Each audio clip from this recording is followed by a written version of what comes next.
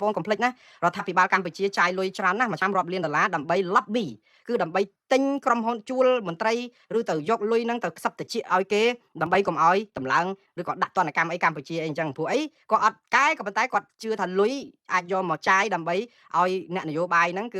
ជួនកាលសន្យាខ្ចល់ជាមួយបងប្អូនអញ្ចឹងទៅហើយបងប្អូនក៏ចាំទាំងអស់គ្នាតំណាងរាស្ត្រនៅអាមេរិកនេះទាំងសមាជិករដ្ឋសភាទាំងសមាជិកព្រឹទ្ធសភាទាំងអីក៏ដោយដែលសន្យាធ្វើសេចក្តីព្រាងច្បាប់នេះដើម្បីឲ្យកម្ពុជាស្ដារសិទ្ធិមនុស្សនិងប្រជាធិបតេយ្យឡើងវិញរួចទៅមកបន្ទុះទៅស្ងាត់ឈឹង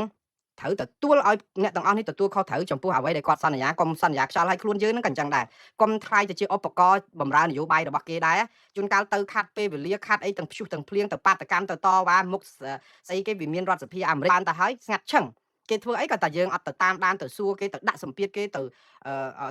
ធ្វើម៉េចឲ្យគេថាសន្យាធ្វើកុំចិត្តតែធ្វើចោលមានតែសេចក្តីព្រាងច្បាប់មួយសន្លឹកដាក់ចោល3ឆ្នាំអត់បានតាមដានអីចឹងអត់ទេជួនកាលយើងបង្កើតឲ្យមានក្តីសង្ឃឹមបែបคล้ายឲ្យប្រជាពលរដ្ឋអ្នកតស៊ូមតិដែរហើយយើងចំណែកនៅក្នុងការផ្ដល់សេចក្តីសង្ឃឹមคล้ายហ្នឹងព្រោះយើងខ្លាចជាឧបករណ៍នយោបាយរបស់តំណាងរាស្ត្ររបស់សហរដ្ឋអាមេរិកដែលមិនដឹងថាអាចគាត់លុះនៅក្នុងអធិបុលនៃការដែល lobby បញ្ចុះបញ្ចូលពីរដ្ឋាភិបាលគេចាយលុយច្រើនណាស់ដូច្នេះខ្ញុំមិនចោទប្រកាន់ទេក៏ប៉ុន្តែប្រជាពលរដ្ឋត្រូវតែធ្វើជាប្រជាពលរដ្ឋសកម្មនៅក្នុងការតស៊ូមតិហើយតំណាងរាស្ត្រហ្នឹងគឺត្រូវគោះទ្វារឲ្យបានញឹកញាប់បំផុតមិនឲ្យគាត់ទៅនេហើយជាសិទ្ធិស្របច្បាប់របស់បងប្អូននៅក្នុងការជួយផ្ទៀងផ្ទាត់គ្នាព្រោះរដ្ឋាភិបាលកម្ពុជាក៏គេប្រឹងដែរមិនមែនប្រឹងស្ដារសិទ្ធិមនុស្សនិងប្រជាធិបតេយ្យប្រឹងចាយលុយដើម្បីបិទមាត់កុំឲ្យតំណាងរាស្ត្រឬក៏អ្នកនយោបាយហ្នឹងនាំគ្នាធ្វើច្បាប់ដាក់ទណ្ឌកម្មកម្ពុជាតែប៉ុណ្្នឹងឯងហើយដល់ពេលហើយគេនិយាយថាអូរដ្ឋាភិបាលកម្ពុជាចឹងហើយគេមិនមែនធ្វើដោយក្រុមប្រឆាំងដើរផ្កាប់បាយរដ្ឋាភិបាលកម្មករទេគឺសារបែបហ្នឹងរដ្ឋាភិបាលកម្ពុជាពេលដែលមកចាយលុយទប់កុំឲ្យគេដាក់ទណ្ឌកម្មកម្ពុជាគាត់ទៅអួតកម្មករថារដ្ឋាភិបាលប្រឹងណាស់កុំឲ្យគេដាក់ពន្ធកុំឲ្យគេដាក់អីហ្នឹងគឺដើម្បីឲ្យឆ្នាំងបាយហ្នឹងនៅប៉ុន្តែមិនមែនទេបងប្អូនជាការធ្វើនយោបាយកុំឲ្យអំពើរំលោភបំពានស្ដារឡើងវិញដើម្បីបង្ក្រាបសម្លេងបងប្អូនអត់អាចតវ៉ាឡើងប្រាក់ខែអត់អាចតវ៉ាឡើងប្រាក់ឈ្នួលអត់អាចតវ៉ាឡើងប្រាក់អត្ថប្រយោជន៍អត់អាចតវ៉ាសេរីភាពអីសពបែបយ៉ាងមន្ត្រីពុករលួយអីនៅតែធ្វើបាបប្រជាពលរដ្ឋអញ្ចឹងទៅយូរគេបតក់$2អញ្ចឹងទៅឡើងពី203មក205អញ្ចឹងពេលដែលតម្លៃសពសារពើនៅទីផ្សារឡើងដល់ណាណីក៏គេអត់ខ្វល់គឺគេយកអាហ្នឹងដើម្បីឲ្យចំណេញការលួចជាតិរបស់គេកាន់តែច្រើនបានជាបងប្អូនមើលឲ្យឆ្ងាយជាងហ្នឹងកុំពុលជាមួយនឹងសរង1 5ឆ្នាំទឹកត្រីទឹកស៊ីអ៊ីវមួយដបអីហ្នឹងហើយត្រូវចេះឆ្លាតវៃនៅក្នុងការដែលប្រើប្រាស់សិទ្ធិសេរីភាពរបស់យើងឲ្យមានអំណាចស្លឹកឆ្នោតមួយសន្លឹកសម្លេងមួយសម្លេងនេះគឺមានន័យស្មើគ្នានឹងសម្លេងរបស់អ្នកណាទាំងអស់ទាំងរដ្ឋមន្ត្រីនាយករដ្ឋមន្ត្រីសូម្បីតែស្ដេចផែនដីគឺសម្លេងហ្នឹងគឺមានឥទ្ធិពលដូចគ្នាតម្លៃស្មើគ្នាប្រើឲ្យមានប្រយោជន៍បន្តទៅទៀតបងប្អូនកញ្ញាផឹងសុភានិងលោកសានសិទ្ធចេញពីពន្ធនាគារក្រោយជាប់ទោសគ្រប់កាលកំណត់2ឆ្នាំហើយលោកសុនស្រននៅជាប់យូរទៀតបងប្អូនឃើញលោកចៅវាចេញពីពន្ធនាគារឥឡូវនេះថ្ងៃនេះឃើញផឹងសុភានិងលោកសានសិទ្ធចេញពីពន្ធនាគារកុំអេកអឲ្យសោះមិនមែនជាការបន្ធូរបន្ថយទោសមិនមែនជាការលើកលែងទោសដើម្បីផ្សះផ្សាជាតិអីទេអត់ទេគឺជាការជាប់គុកដល់ថ្ងៃគ្រប់កំណត់ហ្មងអ្នកទាំងអស់នេះដូចលោកចៅវាសនាអីវិញដែលជាចៅសង្កាត់ប៉ោយប៉ែតនិងប្រធានគណៈបកភ្លើងទៀននៅឯក្រុងប៉ោយប៉ែតហ្នឹងគឺគាត់ជាប់គុក3ឆ្នាំគ្រប់កំណត់អត់ខ្វះមួយថ្ងៃខ្វះ1ម៉ោងណាទេគឺចេញមកហ្នឹងគឺអត់មានការលើកលែងទោសអត់មានការបន្ធូរបន្ថយទាំងអស់បើតាមពិតអ្នកទោសមនសិការតែជាប់គុកបានតែ2ភាគ3គេលើកលែងគេអីអស់ហើយមានបនមានទៀនអីទៅគេអនុគ្រោះគ្នាហ្មងគឺឲ្យជាប់ឲ្យរៀងចឹងហ្មងនឹងយើងហើយទៅតសើភូមិឯណាណោះរដ្ឋាភិបាលខ្មែរនឹងចេញលិខិតតសើភូមិថាអូគេដោះលែងអ្នកទោសមនសិការរាប់ពាន់អ្នកនេះគឺជាអំពើដ៏ត្រឹមត្រូវតែខ្លួនឯងអត់ធ្វើទេយកទៅតសើគេថាគេធ្វើត្រឹមត្រូវដើម្បីប្រាប់អន្តរជាតិថារដ្ឋាភិបាលកម្ពុជាថ្លៃថ្នូរណាមានសុជីវធម៌មានវិជ្ជាជីវៈណាគឺដឹងខុសដឹងត្រូវពេលគេលើកលែងអ្នកទោសអីអញ្ចឹងហើយនៅភូមិក៏យើងទៅអបអរសាទរថាទង្វើនឹងត្រឹមត្រូវតែអាខ្លួនឯងហ្នឹងអត់លែងខ្មែរគ្នាឯងទេតែចេះវិញអញ្ចឹងដូចគ្នាភីហើយនឹងលោកសានសិទ្ធនេះណាជាប់គុកគ្រប់2ឆ្នាំថ្ងៃ23កក្កដាចាប់គាត់កាលពី2004ឥឡូវ24កក្កដា2006 2ឆ្នាំគាត់ផ្ដន្ទាទោសជាប់គុក2ឆ្នាំដាក់2ឆ្នាំអត់មានផុតមកហើយផឹងសភាហើយនឹងសានសិទ្ធនេះគឺជាសកម្មជនកិច្ចព្រមព្រៀងសន្តិភាពទីក្រុងប៉ារីហើយជាអ្នកដែលថ្លែងសារដោយគាត់ដាក់គុករឿងអីបងប្អូនថ្ងៃ23ខែ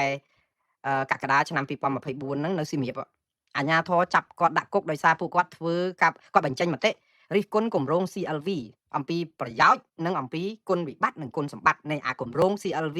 វៀតណាមឡាវកម្ពុជាហ្នឹងអាគម្រោងដែលគេគិតថានឹងបាត់ដីខ្មែរបាត់អធិបតេយ្យខ្មែរហ្នឹងប្រជាប្រដ្ឋធ្វើបាតកម្មពេញផ្ទៃប្រទេសហើយទៅពេញផ្ទៃពិភពលោកឲ្យតែមានខ្មែរន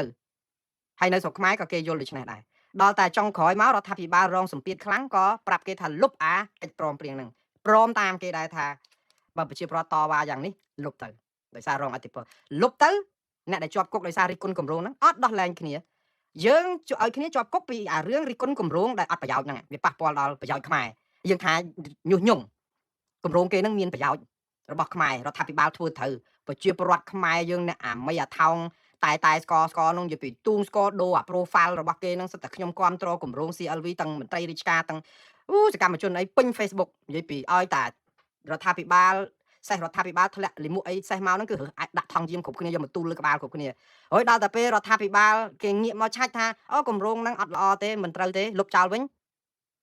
អូរដ្ឋាភិបាលហ្នឹងត្រូវហើយលុបចោលចឹងត្រូវហើយទៅទៀតអត់មានព្រលឹងនៅក្នុងខ្លួនរឿងគាត់អត់ព្រលឹងខ្ញុំអត់ស្គាល់ទេសំខាន់គឺបတ်ចោលដំបងគឺគម្រោងហ្នឹងគេរិះគន់ថាគេរិះគន់ខុសដោយសារគម្រោងហ្នឹងវាត្រូវតោះពេលឥឡូវអាគម្រោងហ្នឹងវាខុសទេលុបវាចោលហើយវាទៅជាអាអ្នកដែលនិយាយថាគម្រោងហ្នឹងខុសនៅតែជាប់គុកនេះស្រុកខ្មែរយើងវាអញ្ចឹងហ៎បងប្អូន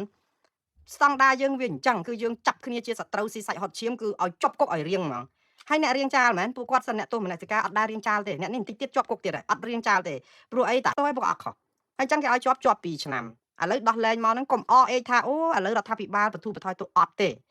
ជាកាតព្វកិច្ចរបស់ក្រសួងមហាផ្ទៃនិងពន្ធនាគារតែដល់ថ្ងៃកំណត់នៃការជាប់គុកគ្រប់ការកំណត់គឺចាញ់តាមពិតគេឲ្យចេញមុនដោយថាខ្ញុំថាបទូបថយតែយើងអត់ទេពេលខ្លះទុករហូតដល់ថ្ងៃចុងក្រោយហ្នឹងនៅយូរនីតិវិធីហ្នឹងលើសថ្ងៃទៀតឃុំខ្លួនលើសពេលទៅទៀតក៏មានដែរគេតវ៉ាអញ្ចឹងទៅឥឡូវសានសិទ្ធហើយនឹងកញ្ញាភឹងសុភាចាញ់មកហើយនៅលោកសុនស្រនដែលជាតារាមួយដួងដែរនៅក្នុងក្រុមកិច្ចព្រមព្រៀងសន្តិភាពទីក្រុងប៉ារីលោកសុនស្រននៅជាប់គុកមួយករណីទៀតតាមពិតត្រូវចប់មួយគ្នាហើយព្រោះ2ឆ្នាំនេះត្រូវចេញមួយគ្នាថ្ងៃហ្នឹងត្រូវចេញទាំងអស់ហ្នឹង3នាក់ហ្នឹងឥឡូវនៅជាប់បាត់ល្មើសមួយទៀតដែលតុលាការកាត់ទោសកំបាំងមុខដែលអាចជាប់ពី3ឆ្នាំទៀតពីរឿងបាត់ល្មើសស្អីឯណានោះទៀតធ្វើម៉េចយើងវាថាចង់និយាយថាគេធ្វើហ្នឹងការដាក់ទោសនេះគឺគេចង់ធ្វើឲ្យមនុស្សរៀងចាលកុំឲ្យហ៊ានរិះគន់កុំឲ្យនិយាយស្ដីកុំឲ្យបញ្ចេញមតិអីគឺឲ្យថារដ្ឋាភិបាលថាតែរដ្ឋាភិបាលថាស្កតែប៉ុណ្្នឹងឯងបើនិយាយពីរឿងបានប្រយោជន៍អីដល់ប្រទេសកម្ពុជាអត់អាលីងគឺគេមើលមកឃើញស្ថានភាពហើយចាំមើលលោក Thomas Andrews ហ្នឹងតែពេលគាត់ទៅគាត់នឹងរាយការណ៍ពីរឿងអាបញ្ហា CLV បញ្ហាសុនស្រនអីហ្នឹងគាត់មិនទៅនិយាយថាអូរដ្ឋាភិបាលបានដោះលែងលោកចៅវាសនារដ្ឋាភិបាលបានដោះលែងភឹងសុភាឬក៏សុនស្រនអត់ទេនេះមិនមែនជាការដោះលែងទេបងប្អូនណាដោះលោកម្នាក់ដែលជាខ្ញុំភ្លេចឈ្មោះគាត់ដែរប្រហែលថ្ងៃមុននោះដែលគេដោះលែងដោយសារគាត់ជាប់គុកគ្រប់ការកំណត់ហ្នឹងឃើញដោះលែងពីគុកមកប្រយហ្នឹងមិនមែនគេបទូបថយទោសទេណាគឺដោយសារគាត់ចាប់ទោសគ្រប់ការកំណត់អត់បាត់មួយថ្ងៃទេចឹងអានេះមិនមែនជានៅក្នុងស្អីគេការកោតសរសើររបស់អ្នករាយការណ៍សិទ្ធិមនុស្សអីទេតតែយើងបទូបថយទោសឲ្យគាត់ចេញមុន5ខែមួយឆ្នាំអីចឹងទៅអាហ្នឹងបានថាអូយើងអនុគ្រោះបាទឥឡូវយើងបន្តទៅទៀតតកតងនឹងរឿងក្រោយការរិះគន់ជំទិសនាយករដ្ឋមន្ត្រីខ្មែរថាចាប់មូដៃអាវដោះស្រាយបញ្ហាស្មុគស្មាញរឿងចុះបញ្ជីអាជីវកម្មខ្នាតតូចថ្ងៃនេះខ្ញុំឮលោកហ៊ុនម៉ាណែតដែលជានាយករដ្ឋមន្ត្រីកម្ពុជាក្នុងកិច្ចប្រជុំនៅទីស្តីការគណៈរដ្ឋមន្ត្រីជួបគណៈគាត់បដិញ្ញាមែនតើគាត់ថាគាត់មូអាវមូដៃអាវថាមូដៃអាវដំបូងគឺតាក់ទងរឿង scam តាក់ទងរឿងព្រំដែនតាក់ទងរឿងអីចឹងឥឡូវមូដៃអាវចូលប្រឡូកឲ្យកប់នៅក្នុងការដោះស្រាយបញ្ហាចុះបញ្ជីអាជីវកម្មខ្នាតតូចហេតុអីបានជាលោកហ៊ុនម៉ាណែតថាគាត់មូដៃអាវចុះក្រសួងមន្ទីររងថ្ងៃធ្វើអីគេក្រសួងពាណិជ្ជកម្មក្រសួងពាក់ព័ន្ធនៅក្នុងការចុះបញ្ជីពាណិជ្ជកម្មបញ្ជីស្អីគាត់ធ្វើអីគេឲ្យប្រកាសនាយករដ្ឋមន្ត្រីតលតែមកស្រែកតលតែមូដៃអាវបានធ្វើប៉ុន្តែចំពោះខ្ញុំសាទររឿងមួយគឺថាធ្វើទៅប្រជាពលរដ្ឋកាហាយខ្លោចផ្សារយូរហើយរឿងអាគេហៅការិយាល័យបតៃអារឿងអូយថាវាចាក់ស្រេះច្រើនក្រសួងទៅចុះគ្រាន់តែរបបបើកផលិតសាប៊ូមួយដបហ្នឹង14ក្រសួង14ស្ថាប័ននិយាយពីចេញពីមួយចូលមួយឲ្យខុសនោះនឹងបាច់បានធ្វើអីទេ